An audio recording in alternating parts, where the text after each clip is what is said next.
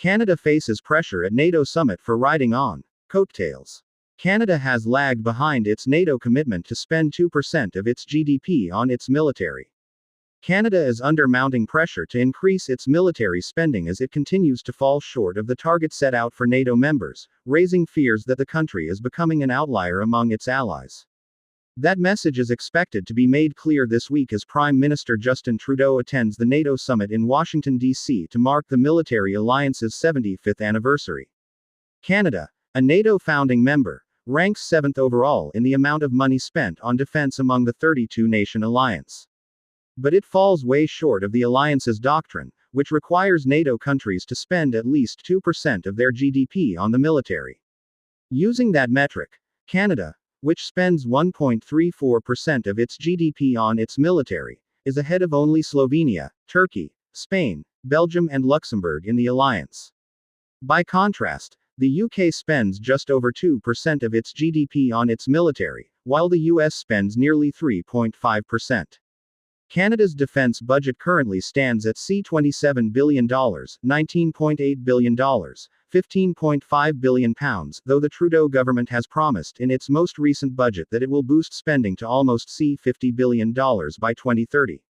Still, that would only make up 1.76% of Canada's GDP, meaning the country will continue to lag behind its allies in the coming decade. Frustration with Canada was made clear in a letter sent in May to Mr. Trudeau by 23 bipartisan U.S. senators.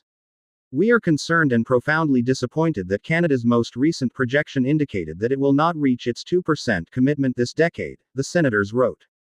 The U.S. ambassador to Canada David Cohen has also taken note, saying in a recent interview with Global News that Canada is now the outlier in the entire alliance.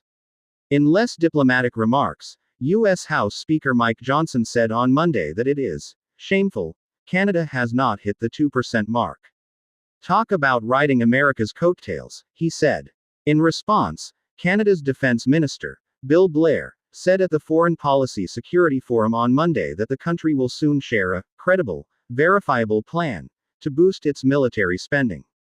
"I'm very confident that it's going to bring us to that threshold," Mr. Blair said. Meanwhile, Canada's ambassador in Washington, Kristen Hillman, told reporters that while the pressure is on to step up, there is also a strong recognition that Canada is a steadfast ally in all aspects. The alliance finds itself at a critical moment. Member nations are dealing with a more aggressive Russia that is continuing to wage a war in Ukraine. There is also the possible return of Donald Trump to the White House, who successfully pushed European NATO members to boost spending when he was U.S. president. Mr. Trump has continued to speak on NATO spending on the campaign trail, once floating the idea of letting Russia do whatever the hell they want to alliance members who failed to meet targets. NATO's multinational battle group in Latvia is currently led by Canada. If Canada does not meet its spending commitments, it could open itself up to pressure from Mr. Trump if he wins November's presidential election. European allies may also grow resentful, said Christopher Sands, head of the Washington, D.C.-based Wilson Center's Canada Institute.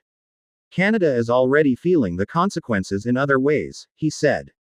It has ambitions to be part of U.S.-led Indo-Pacific economic talks, which includes countries like Australia, India, Indonesia, Japan, Malaysia, the Philippines, Singapore, and South Korea.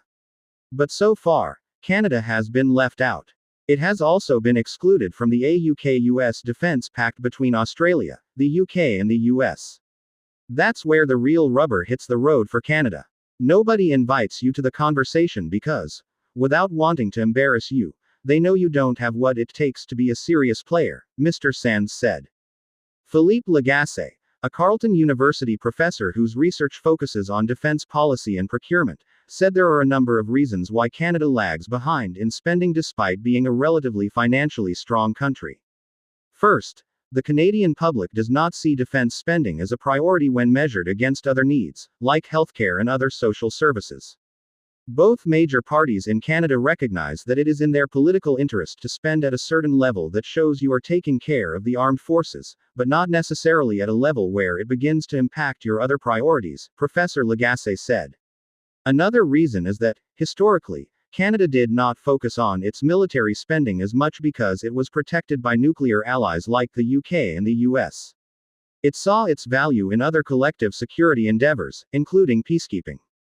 At the onset of the war in Afghanistan in 2001, deficits in Canada's military capabilities became clear and launched a wave of spending, said Mr. Sands. But Canada is still playing catch up after decades of neglect and struggles when it comes to critical issues like procurement. Aside from the pointed remarks by Speaker Johnson, experts anticipate much of the pressure on Canada at the NATO summit will be made behind closed doors, rather than direct criticism aimed at Mr. Trudeau. It's a little delicate because Canada is doing quite a bit in terms of tangible contributions, Professor Lagacé said. That includes support for Ukraine and work leading the multinational NATO battle group in Latvia. He added that US President Joe Biden and a number of other NATO leaders are ideologically aligned with Mr. Trudeau, the Liberal Party leader, and would prefer not to pressure him publicly. They don't necessarily want to give fuel to the idea amongst Canadian conservatives and the general public that the Trudeau government is failing miserably, he said.